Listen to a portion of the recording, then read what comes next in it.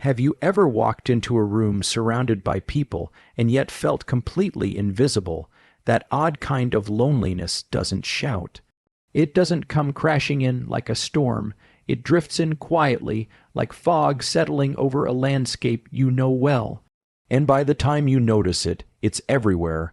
That feeling, especially after 60, becomes more common than most people are willing to admit. But here's a truth no one tells you. It's not your fault, and no, you're not imagining it. There was a time when your days were full. Errands, family, work, 1,000 things to juggle. You had people counting on you, voices saying your name, appointments, events, reasons to step outside. Now the pace has slowed, the silence it's louder, some days it echoes. What makes it hard is that no one warned you. There's no handbook for what happens to your social life after 60.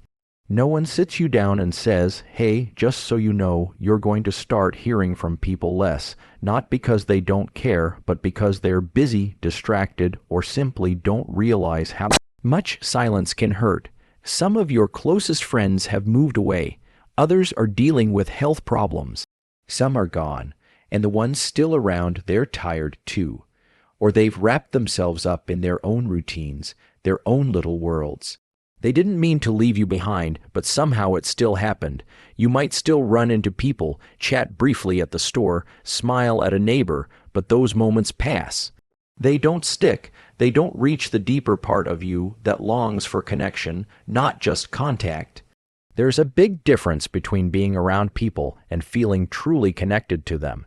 And here's where it starts to feel personal, because no one else sees the change the way you do. No one else feels the quiet the way you do. So you start asking yourself the wrong questions. Did I do something wrong? Did I let relationships slip away? Am I too quiet now?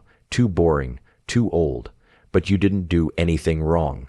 You aged, and the world, unfortunately, isn't built for aging with grace. It's built for speed, distraction, and noise. And somewhere along the way, it began overlooking the very people who built the foundation it stands on.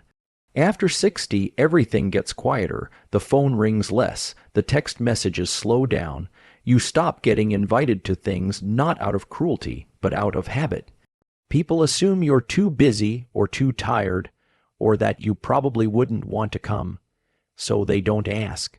And when they do reach out, sometimes it feels shallow. Quick check-ins, surface-level chats, no real depth, no long talks about life, about memories, about meaning, just small talk that leaves you feeling smaller afterward. The world has also gone digital. Conversations happen on apps. Friendships are maintained with likes and emojis. But if you didn't grow up in that world, it doesn't feel natural. It feels cold, empty, and suddenly you're not just left out of plans. You're left out of the very way people communicate. They'll say, just send a message or join the group chat, as if it's the same as sitting across from someone with a cup of tea and eye contact. But it's not the same at all, and still you try to adapt, you smile, you keep busy, you water the plants. You watch the news, you check the mail even when you know it's empty, because doing something feels better than doing nothing.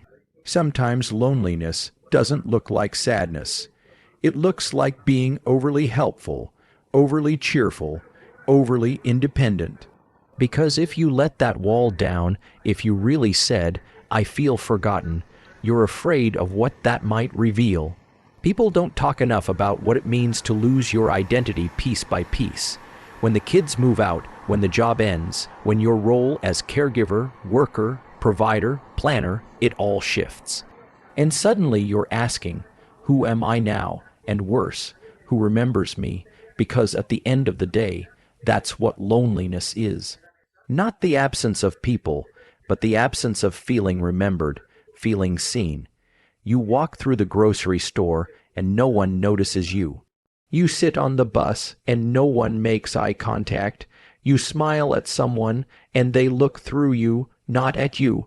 And it starts to wear on your spirit. Then comes the advice, the kind that makes it worse. Just get out more, join a club, put yourself out there, as if you haven't tried. as if you haven't already put on your best face and walked into rooms where you felt like furniture. As if it's that easy to rebuild a social life after 6 decades of change. Here's what they don't understand. After 60, energy is a limited resource. You don't want to spend it on shallow connections. You want something real. Someone who sees you and doesn't try to fix you, pity you, or lecture you. Just someone who gets it. You don't need a crowd.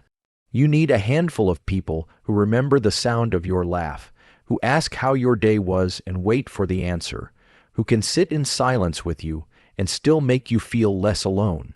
And if you don't have those people right now, that doesn't mean they're gone forever. It means you're in a transition, a chapter where things are quieter, but not over. You're still here, you still matter, and your story is still being written. One thing that often gets overlooked is how powerful your presence still is. The wisdom in your eyes, the calm you bring to chaos, the way you listen, the way you notice small things that others miss. That kind of presence, it's rare, and it's needed now more than ever. You've lived through decades of change. You've adapted, you've survived, and yet here you are, still showing up in the world, even when it feels like the world has stopped showing up for you. That's not weakness, that's strength. So the next time that wave of loneliness crashes in, remember this. It's not a reflection of your worth. It's a reflection of a society that hasn't yet figured out how to honor the beauty of aging. But you don't have to wait for the world to catch up. You can start small, write a letter, say hello to someone new, share a story, reach out to someone who might be feeling the same way but is too afraid to say it. And when they smile back, when they listen, when they lean in, that's when the fog starts to lift. That's when the loneliness begins to loosen its grip. And that's when you realize you were never truly alone. Let's take a moment to breathe together. You're still here, still carrying memories that stretch across decades.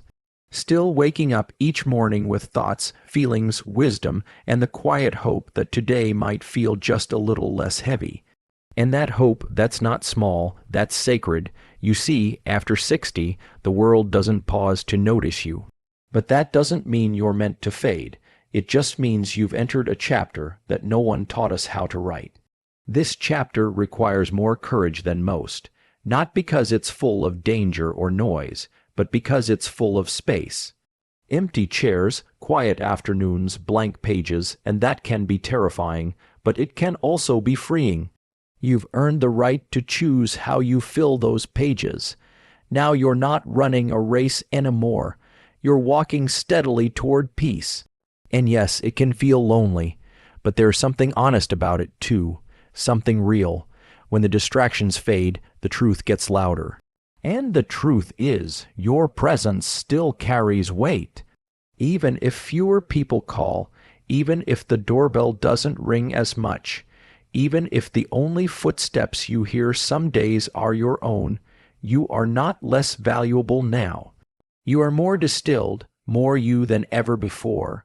What's gone is the noise, the pretense, the pressure to prove anything to anyone.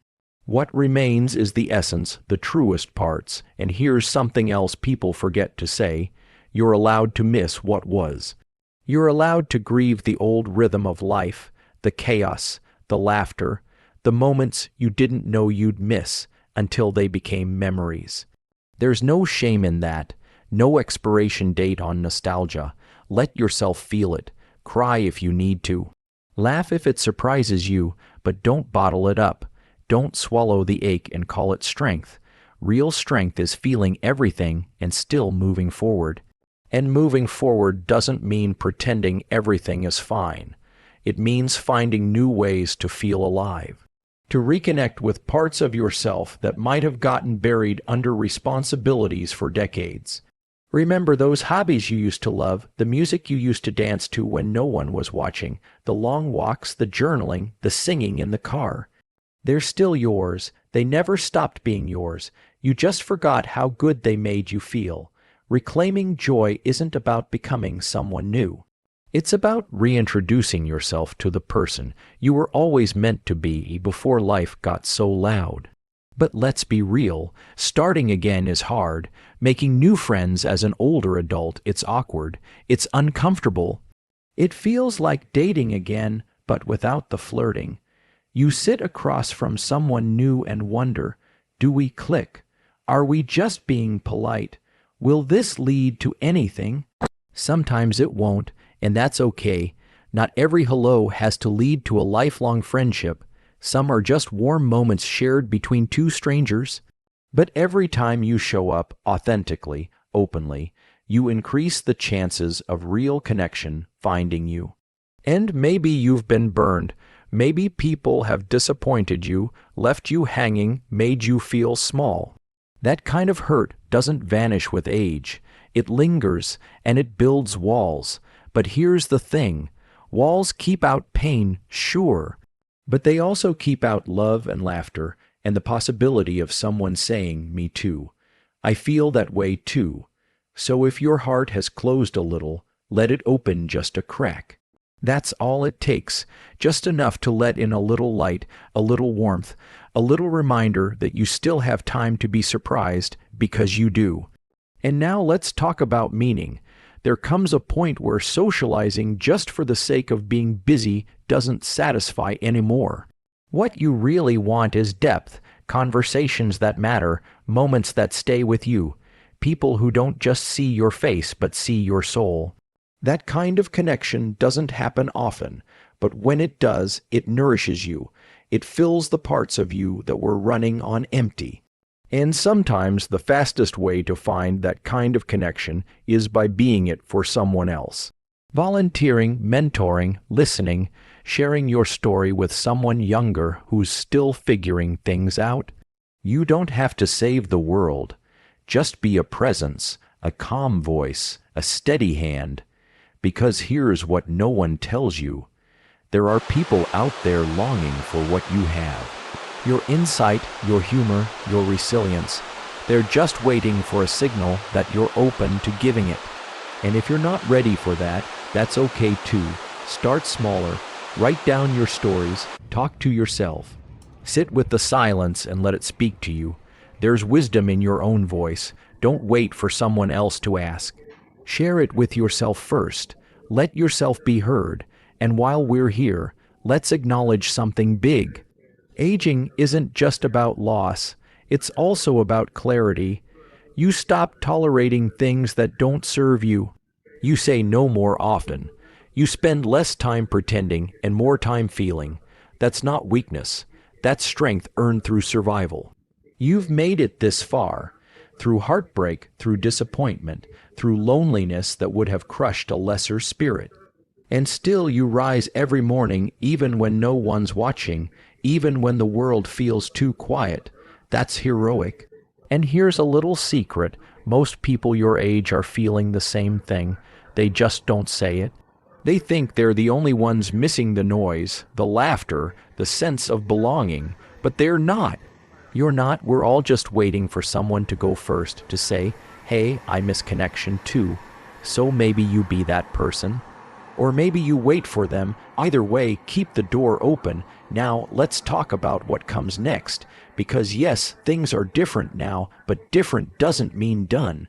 There's still room for joy, for discovery, for companionship, for moments that catch you off guard and remind you why life is worth waking up for. You might find it in a new friendship, in a long, forgotten hobby, in a dog that sits at your feet, or a grandchild who suddenly wants to know about your childhood. You might find it in the laughter of a stranger, in a letter you write and never send, in the quiet courage of being fully, unapologetically you. And when you feel the ache again, because you will remember this, you are not invisible, you are not forgotten. You are not alone in your loneliness. You are part of a quiet army of souls walking this path together, even if they never meet. Your presence matters, your story matters, and your life, it's still unfolding. There are still chapters left to write, still hands to hold, still sunrises to watch, still songs that haven't been sung yet. So stay open, stay curious, stay kind to yourself. And the next time you feel alone, remember there's someone out there listening to this same truth, nodding their head, feeling less alone because of it.